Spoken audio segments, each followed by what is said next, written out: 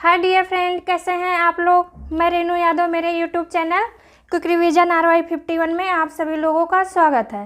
तो dear friend, हम लोग डाइजेस्टिव सिस्टम पढ़ रहे थे, यानी पाचक तंत्र पढ़ रहे थे, जिसमें कि हम लोगों ने डियर फ्रेंड पिछली 2 क्लास पढ़ चुके हैं डाइजेस्टिव सिस्टम से रिलेटेड।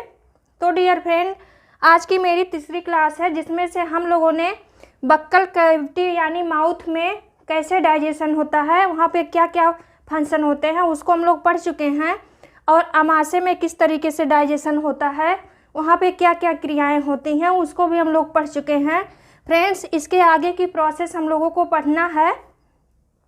और डियर फ्रेंड, जो ये पाए जाते हैं हाथ नाल के जितने पार्ट होते हैं, यानी हम लोगों ने माउथ कैविटी, ग्रास नली, आमाशय, छोटी आंत, बड़ी आंत पिछले क्लास में डिटेल में पढ़ा है। बस हम लोगों को क्या पढ़ना है कि इनमें डाइजेशन कैसे होता है। तो फ्रेंड, चलिए हम लोग समझते हैं माउथ कैविटी को। चलिए फ्रेंड, हम लोग जल्दी से रिवीजन कर लेते हैं पिछली क्लास का।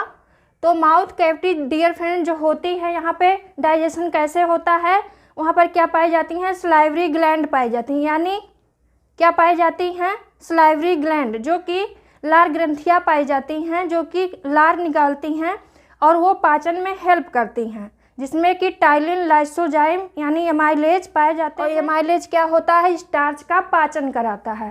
फ्रेंड, इतना हम लोग पढ़ लिए हैं। अब ग्रास नली को पढ़ना था। तो ग्रास नली में हमने क्या बताया है, यहाँ पे कोई डाइजेशन नहीं होता है, क्योंकि ना यहाँ कोई ग्रंथियाँ पाई जाती हैं और ना ही कोई एंजाइम पाए जाते हैं।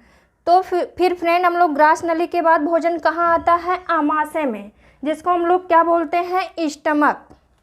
आमाशय को क्या बोलते हैं, स्टमक।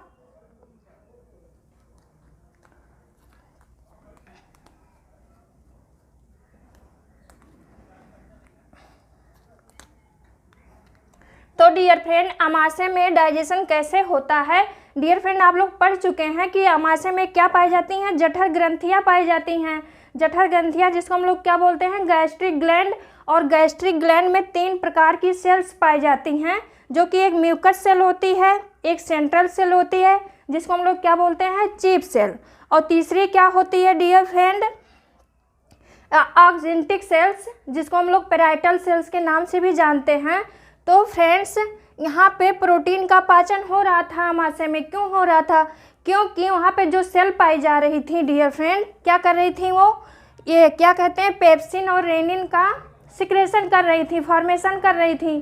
तो ये क्या है, पेप्सिन और रेनिन प्रोटीन डाइजेस्टिव एंजाइम है। तो वहाँ पे प्रोटीन का पाचन हुआ इसी कारण से, क्योंकि वहाँ पे प्रोटीन डाइजेस्टिव एंजाइम पाए गए। कहाँ पे, आमाशय में। और ये किस सेल से निकली थी फ्रेंड्स, सेंट्रल सेल से, जिसको हम लोग मुख्य कोशिकाएं कहते हैं या फिर चीफ सेल बोलते हैं। इसके बाद फ्रेंड, यहाँ से भोजन कहाँ आता है। डियर फ्रेंड, आप लोग जानते हैं कि आमाशय के बाद भोजन कहाँ आता है, छोटी आंत में। लेकिन इसके बीच में ही आप लोग एक्सेसरी ग्लैंड भी पढ़े थे, यानी जो सहायक ग्रंथियाँ होती हैं पाचन में सहायता करती हैं, वो क्या होती हैं।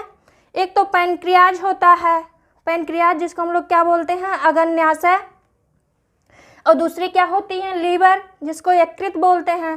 फ्रेंड्स, इन लोगों से मुलाकात यहीं बीच में हो जाती है। फूड की मुलाकात कहाँ हो जाती है, भोजन के आमाशय से छोटी आंत में पहुँचने से पहले ही। तो डियर फ्रेंड, यहाँ पे हम लोग इनके बारे में थोड़ा पढ़ते हैं, जबकि ये ग्लैंड्स हैं डियर फ्रेंड, इनको हम लोग यहाँ डिटेल में नहीं पढ़ेंगे। आगे किसी दूसरी क्लास में ग्लैंड्स को डिटेल में पढ़ेंगे। यहाँ इतना पढ़ेंगे सिर्फ कि इनका डाइजेशन में क्या रोल होता है। तो डियर फ्रेंड, जो ये अग्न्याशय है क्या है, यहाँ पहले आप लीवर को पढ़िए। डियर फ्रेंड, लीवर जो होता है, यहाँ पे क्या बनता है, बाइल बनता है, बाइल, जिसको हम लोग क्या बोलते हैं, पित्त बोलते हैं डियर फ्रेंड। यहाँ से डियर फ्रेंड आप लोग क्लियर पढ़िए, एक क्वेश्चन बहुत अच्छा बनता है कि जो लीवर होता है डियर फ्रेंड, बाइल का फॉर्मेशन करता है, यानी पित्त का निर्माण करता है। और ये डियर फ्रेंड यहीं से लगा हुआ क्या है, पित्ताशय। क्या है, पित्ताशय। तो डियर फ्रेंड, ये जो यकृत होता है, ये क्या करता है, बाइल का फॉर्मेशन करता है, पित्त का निर्माण। और ये पित्त यहाँ बनने के बाद फ्रेंड्स यहाँ पे स्टोर नहीं होता है, सिर्फ यहाँ पे बनता है। यहाँ बनने के बाद कहाँ आ जाता है, पित्ताशय में। यहीं पे आकर डियर फ्रेंड स्टोर होता है। और जब भोजन यहाँ पे आता है, यहाँ पे जब इसको बाइल की आवश्यकता होती है तो यहाँ पे ग्लैंड्स लगी होती हैं डियर फ्रेंड, यहाँ पे ग्लैंड्स लगी होती हैं। तो भोजन के आने पर ये यहाँ से निकल करके फिर यहाँ पे आ जाती हैं, यानी छोटी आंत से आके मिलती हैं। और फ्रेंड्स जो यकृत होता है, यहाँ पे क्या होते हैं, पित्त जो होता है वहाँ पे बिलीरुबिन और बिलीवर्डिन नामक 2 पिगमेंट पाए जाते हैं। तो पित्त आके कहाँ स्टोर हुआ, पित्ताशय में। और डियर फ्रेंड ऐसे भी आप जान सकते हैं, जो रहने का स्थान होता है उसको हम लोग आशय बोल सकते हैं ना, लेकिन जो हम लोगों के रहने का स्थान होता है वो हम लोगों का घर होता है, आवासय। लेकिन जो पित्त होता है उसका रहने का स्थान कौन होता है, पित्ताशय, जिसको हम लोग क्या बोलते हैं इंग्लिश में, गॉल ब्लैडर। Gall bladder.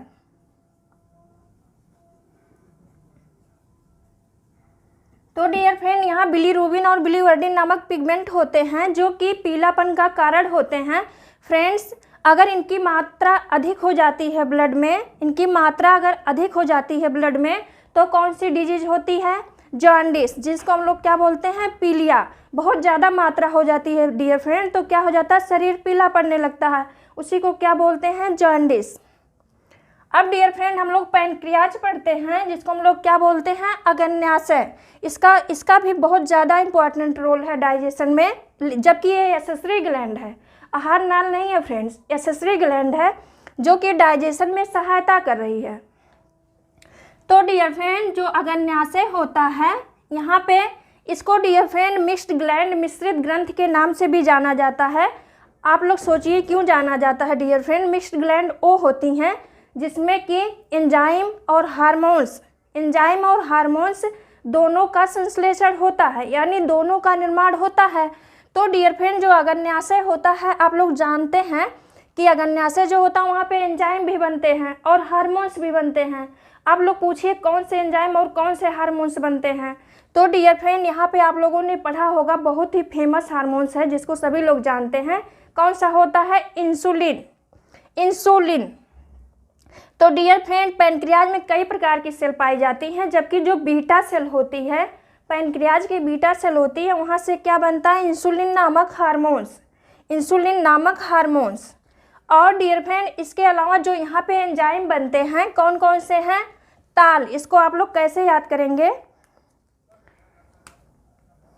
अग्न्याशय के एंजाइम को डियर फ्रेंड आप लोग कैसे याद करेंगे, शॉर्ट में याद करिए, ताल। तो डियर फ्रेंड ताल से, टी से यहाँ ट्रिप्सिन होगा और ए से क्या होगा, एमाइलेज, और एल से डियर फ्रेंड क्या होगा, लाइपेज। एल से क्या होगा, लाइपेज। तो डियर फ्रेंड यहाँ पे 3 एंजाइम पाए गए और तीनों के अलग अलग क्या हैं, वर्क हैं। तीनों अलग अलग टाइप के भोजन का डाइजेशन कराते हैं। डियर फ्रेंड जो ये ट्रिप्सिन है ये किसका पाचन कराता है, प्रोटीन का। ये क्या है, प्रोटीन डाइजेस्टिव एंजाइम। और डियर फ्रेंड एमाइलेज क्या होता है, एमाइल से आप लोग समझते हैं डियर फ्रेंड कि यहाँ पे स्टार्च की बात की जा रही है, यानी ये किसका पाचन कराता है, कार्बोहाइड्रेट का, स्टार्च का, कार्बोहाइड्रेट। और डियर फ्रेंड ये जो लाइपेज होता है ये क्या कराता है, जो फैट मॉलिक्यूल होते हैं, जो कुछ लोग होते हैं जो फैट का सेवन करते हैं अपने भोजन में, तो ये क्या कराता है, लाइपेज फैट का डाइजेशन कराता है। डियर फ्रेंड किसका पाचन कराता है, लाइपेज फैट का। तो इस तरीके से डियर फ्रेंड क्या निष्कर्ष निकला कि जो अग्न्याशयी जूस होते हैं, पैनक्रियाटिक जूस होते हैं, उसमें फैट को डाइजेस्ट कराने वाला, प्रोटीन को डाइजेस्ट कराने वाला और क्या है, एमाइलेज को डाइजेस्ट कराने वाला, तीनों प्रकार के क्या पाए गए एंजाइम। और इसके अलावा हम लोग भोजन में लेते ही क्या हैं, या फिर फैट लेंगे, या फिर कार्बोहाइड्रेट लेंगे, या फिर प्रोटीन वाली चीज़ें लेंगे। यानी ये जो डियर फ्रेंड पैनक्रियाटिक जूस होता है इनमें क्या पाए जाते हैं, तीनों तरह के भोजन को पचाने वाले एंजाइम्स पाए जाते हैं, यानी कंप्लीट डाइजेस्टिव जूस होता है। डियर फ्रेंड यहाँ से क्वेश्चन बनता है कि कौन से जूस को यानी रस को कंप्लीट डाइजेस्टिव जूस, पूर्ण पाचक रस कहा जाता है। यहाँ से क्वेश्चन बनता है कौन से जूस को पूर्ण पाचक रस कहा जाता है, तो कौन सा होता है? अग्न्याशयी जूस। एक बहुत ही इंपॉर्टेंट क्वेश्चन है dear friend, complete digestive juice, पूर्ण पाचक रस, क्योंकि यहाँ पे तीनों प्रकार के भोजन को पचाने वाले एंजाइम्स पाए गए और ये क्या किया, हार्मोन्स का भी संश्लेषण किया, इसलिए ये क्या हुआ, मिक्स्ड ग्लैंड, मिश्रित ग्रंथि। डियर फ्रेंड, ग्रंथि जो होती हैं 3 टाइप की होती हैं, एक एंडोक्राइन अंतः, एक बाह्य एक्सोक्राइन और एक मिक्स्ड। उसको हम लोग कहीं दूसरी क्लास में पढ़ेंगे डियर फ्रेंड। चलिए अब हम लोग आगे बढ़ते हैं फ्रेंड्स। तो यहाँ से भोजन फिर कहाँ जाता है, स्टमक से आया और यहाँ पे इन लोगों से इनकी मुलाकात हुई लीवर से और किससे, पैनक्रियास से। इनसे मिलने के बाद डियर फ्रेंड भोजन कहाँ जाता है, छोटी आंत में, छोटी आंत में आता है। तो डियर फ्रेंड छोटी आंत में आने के बाद भोजन का क्या होता है डियर फ्रेंड, तो ये जो छोटी आंत होती है फ्रेंड्स, यहाँ पे भोजन का मैक्सिमम डाइजेशन कहाँ होता है, छोटी आंत में, छोटी आंत में। तो यहाँ से डियर फ्रेंड भोजन निकला और कहाँ आया, ऐसे होते हुए छोटी आंत में आया। तो डियर फ्रेंड छोटी आंत जो होती है यहाँ पर भी कई तरह के एंजाइम्स पाए जाते हैं, जिसको हम लोग पढ़ेंगे कौन कौन से एंजाइम पाए जाते हैं। एग्जाम में क्वेश्चन बनता है कि छोटी आंत में कौन कौन से एंजाइम पाए जाते हैं, तो कौन कौन से पाए जाते हैं डियर। तो डियर फ्रेंड इसको हम लोग ऐसे याद करेंगे, आप लोग याद करिए, स्मेल से डियर फ्रेंड ये छोटी आंत से निकलने वाले क्या हैं, एंजाइम हैं।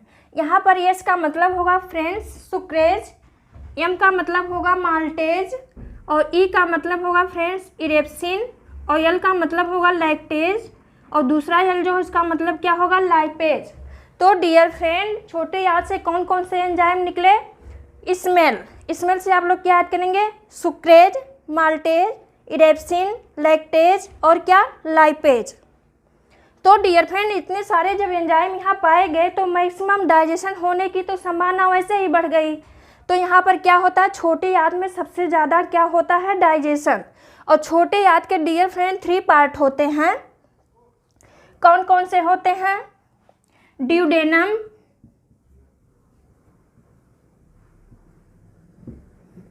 जेजुनम और इलियम।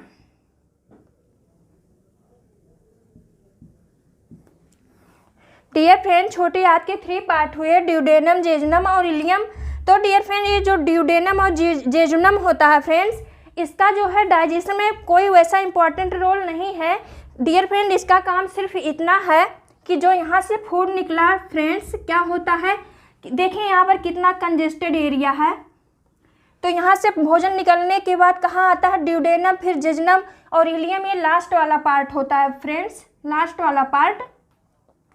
तो ये क्या करते हैं, यहाँ से जब कंजेस्टेड रूप में भोजन होता है बहुत कम एरिया में, तो ये क्या करते हैं, ड्यूडेनम और जेजुनम जो होते हैं ये क्या करते हैं, भोजन को फैलाने का काम करते हैं, फैलाते हैं भोजन को। तो फिर यहाँ पे आगे आने के बाद डियर फ्रेंड भोजन का डाइजेशन होता है। जब भोजन थोड़ा दूरी में फैल जाता है तो वहाँ पर एंजाइम अपना वर्क कर पाते हैं, वैसे एक जगह इकट्ठा रहेगा तो थोड़ा कंजेस्टेड होगा, दिक्कत होगी। उसके बाद फ्रेंड जो इलियम होता है, इलियम क्या करता है, और फ्रेंड यहाँ से एक क्वेश्चन और बनता है कि विलाई जो होती है, विलाई होती है एक फिंगर लाइक प्रोजेक्शन होते हैं, मतलब अंगुली के जैसे ऐसे उभार पाए जाते हैं छोटी आंत में, उसको हम लोग विलाई बोलते हैं। वो क्या करते हैं डियर फ्रेंड, वो एब्जॉर्प्शन में हेल्प करते हैं, यानी अवशोषण में सहायता करते हैं। क्या करते हैं, जब ऐसे जैसे मान लीजिए यहाँ पे आहार नाल है फ्रेंड्स, ऐसे आहार नाल अगर ऐसे सीधे है तो क्या करेगी, और अगर इसी को अगर हम लोग ऐसे ऐसे बना देते हैं फ्रेंड्स, तो देखिए ये क्या कर रहा है, अगर ये फिंगर लाइक बन गया, देखिए जैसे हम लोगों की फिंगर है ऐसे ही है ये भी ना, तो क्या करेगा, ये एरिया को, सरफेस एरिया को बढ़ा देता है। और जब ये सरफेस एरिया को बढ़ा देगा फ्रेंड्स तो क्या होगा, मैक्सिमम अवशोषण होने लगेगा। इसीलिए डियर फ्रेंड ये क्या होते हैं, छोटी आंत में पाए जाते हैं, जिससे कि वहाँ पे डियर फ्रेंड क्या हो, अवशोषण और क्या हो, डाइजेशन हो पाए। अगर ये ऐसे सीधे होती है तो उतना ज़्यादा थोड़ी ना हो पाता, इसी की सुविधा के लिए यहाँ पर फिंगर लाइक प्रोजेक्शन पाए गए, जिसको हम लोग क्या बोलते हैं, बिलाई। तो डियर फ्रेंड, इतना आप लोगों ने पढ़ लिया। अब हम लोग बड़ी आंत को पढ़ते हैं। बड़ी आंत क्या होती है फ्रेंड्स, और मैक्सिमम डाइजेशन अगर क्वेश्चन पूछा जाए मैक्सिमम डाइजेशन कहाँ होता है, तो डियर फ्रेंड वो कहाँ होता है, छोटी आंत में। अब हम लोग बड़ी आंत को पढ़ते हैं, जिसको हम लोग क्या बोलते हैं, लार्ज इंटेस्टाइन। डियर फ्रेंड, क्या बोलते हैं, लार्ज इंटेस्टाइन।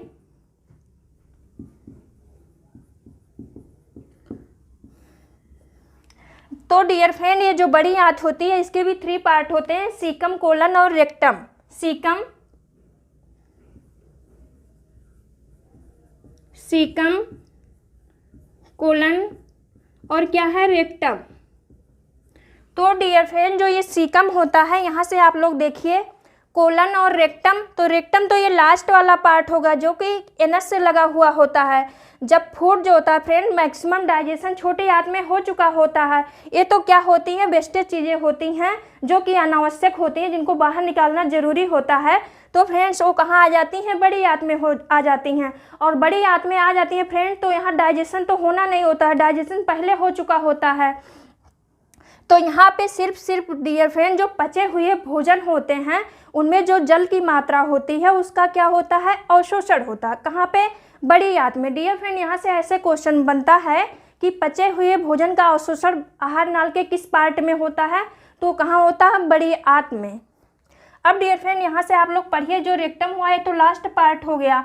और फ्रेंड्स ये क्या है, सीकम है। सीकम से लगा हुआ एक पार्ट होता है फ्रेंड, और सीकम से यहाँ से क्वेश्चन बनता है डियर फ्रेंड कि सीकम में क्या होता है, सेलुलोज का पाचन होता है। सीकम में क्या होता है, सेलुलोज का पाचन।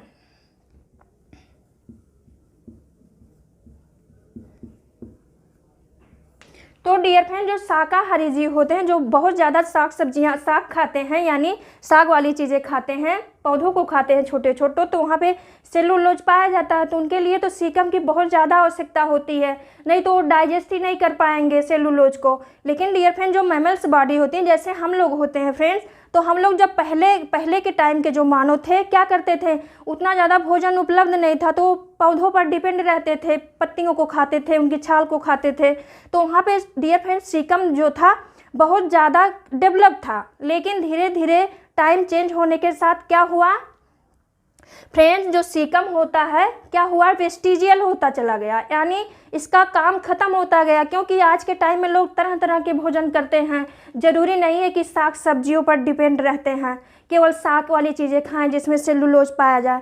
तो धीरे धीरे जब इनका वर्क खत्म हुआ फ्रेंड्स, तो ये क्या हुए, धीरे धीरे अपने किस रूप में पाए गए, नॉन फंक्शनल हो गए, यानी अक्रियाशील हो गए। तो क्या होते हैं, हम लोगों में इनका कोई फंक्शन ज़्यादा कुछ नहीं बचा है, ये क्या हो गए हैं, नॉन फंक्शनल हो गए हैं। डियर फ्रेंड, इसी से लगा हुआ एक पार्ट होता है, क्या होता है, सीकम से उभरा हुआ, थोड़ा सा उभरा हुआ एक पार्ट होता है, जिसको हम लोग क्या बोलते हैं, अपेंडिक्स। क्या बोलते हैं, अपेंडिक्स। तो डियर फ्रेंड, यहाँ से क्वेश्चन बनता है कि अपेंडिक्स किसका पार्ट होता है। तो डियर फ्रेंड, जो लार्ज इंटेस्टाइन होती है, बड़ी आंत होती है, उसमें एक पार्ट होता है सीकम। सीकम से लगा हुआ पार्ट क्या होता है, अपेंडिक्स। तो डियर फ्रेंड, जो अपेंडिक्स होती है इसको और किस नाम से जाना जाता है, कृमि रूप परिशेषिका। कृमि रूप परिशेषिका।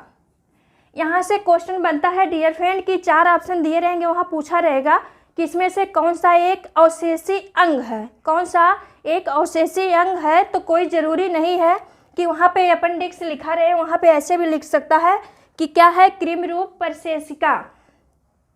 तो डियर फ्रेंड, जो ये अपेंडिक्स होती हैं, कृमि रूप परिशेषिका, ये क्या होती हैं, वेस्टिजियल।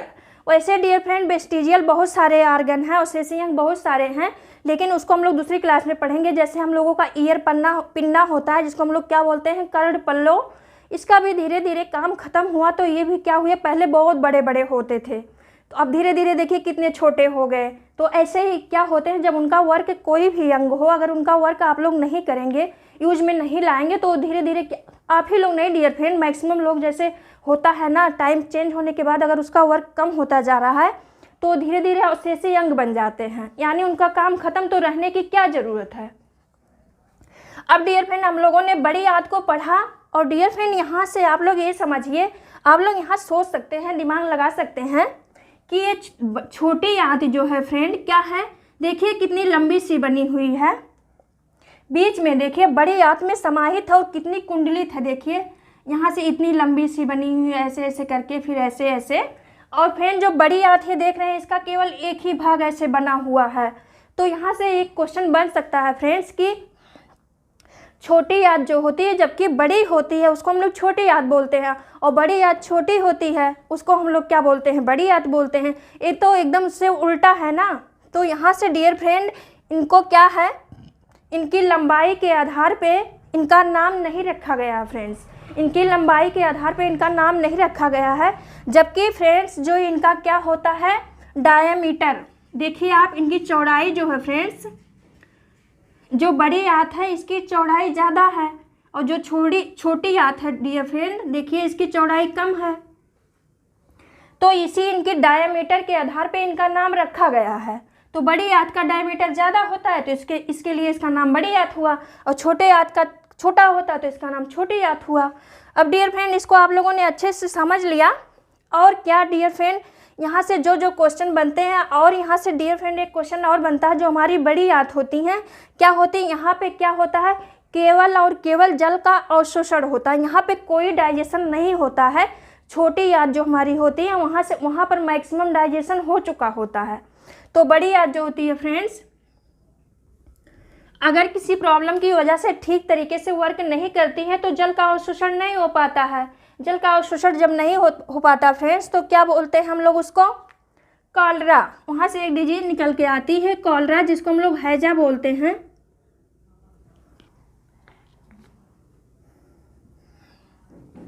तो डियर फ्रेंड इसके बाद जो फूड एकदम से पूरा क्या हुआ, एकदम से पच चुका और अवशोषित भी हो चुका। अब जो क्या है खराब पार्ट बचे हुए हैं फूड के, यानी पचे हुए भाग एकदम से वो क्या होते हैं, रेक्टम से होते हैं, यहाँ रेक्टम में आकर स्टोर हो जाते हैं फ्रेंड्स। ये लास्ट पार्ट होता है, बड़ी आंत का लास्ट पार्ट होता है, यहाँ पे आके स्टोर रहते हैं।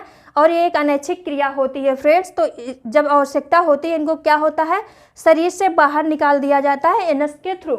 और डियर फ्रेंड जो ये एनस होता है ये कोई अलग पार्ट नहीं है, ये भी क्या है, आहार नाल का ही हिस्सा है। बस क्या है, आहार नाल का लास्ट हिस्सा है, क्या है, एनस आहार नाल का ही पार्ट है।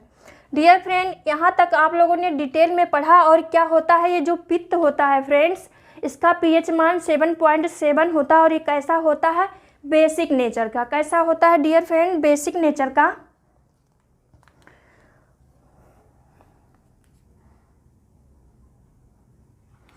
तो डियर फ्रेंड आप लोग अच्छे से समझ पाए होंगे यहाँ पे। फिर अब आप लोगों को वैसे कुछ बचा नहीं है पढ़ाने के लिए, और जो कुछ है जैसे कि ग्लैंड्स हो गई, पैनक्रियाज को डिटेल में पढ़ना, लीवर को डिटेल में पढ़ना, इसको हम लोग किसी दूसरी क्लास में जो कि ग्लैंड से रिलेटेड है वहाँ पे पढ़ेंगे। यहाँ पर हम लोगों ने डाइजेशन से रिलेटेड कुछ भी नहीं छोड़ा है। अगर आप इतना पढ़ने के बाद क्वेश्चन सॉल्व करते हैं तो कोई भी क्वेश्चन ऐसा नहीं होगा डाइजेशन से रिलेटेड जो आप लोग सॉल्व ना कर पाएँ। और फ्रेंड्स आप लोग मेरी पिछली 2 क्लास जाकर देखिएगा, वहाँ पे इससे अच्छा और डिटेल तरीके से पढ़ाया गया है।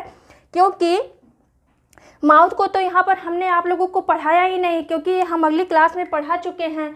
माउथ को क्या हम लोग बोलते हैं, बक्कल कैविटी के नाम से जानते हैं फ्रेंड्स। ये आप लोग पिछली क्लास में जाकर देखिएगा, वहाँ पर हमने सलाइवरी ग्लैंड जो होती हैं, लार ग्रंथियाँ होती हैं, उसको हमने डिटेल में पढ़ाया है फ्रेंड्स। तो क्या हुआ डियर फ्रेंड, यहाँ से आज की क्लास ख़त्म हुई और डाइजेशन चैप्टर भी यहाँ ख़त्म हुआ फ्रेंड्स। अब यहाँ पे जो होते हैं क्या बचे हुए हैं, केवल क्वेश्चन बचे हुए हैं, उसको आप लोग खुद सॉल्व करिएगा। और फ्रेंड्स हम कोशिश करेंगे कि इसके इम्पॉर्टेंट क्वेश्चन जो भी बनते हैं उसको लाए और आप लोगों को सॉल्व करवाएं। अगली क्लास में देखेंगे ऐसा होगा। तो फ्रेंड्स आज के लिए बस इतना ही। चलिए हम लोग अगली क्लास में पुनः मिलेंगे, तब तक के लिए फ्रेंड्स बाय।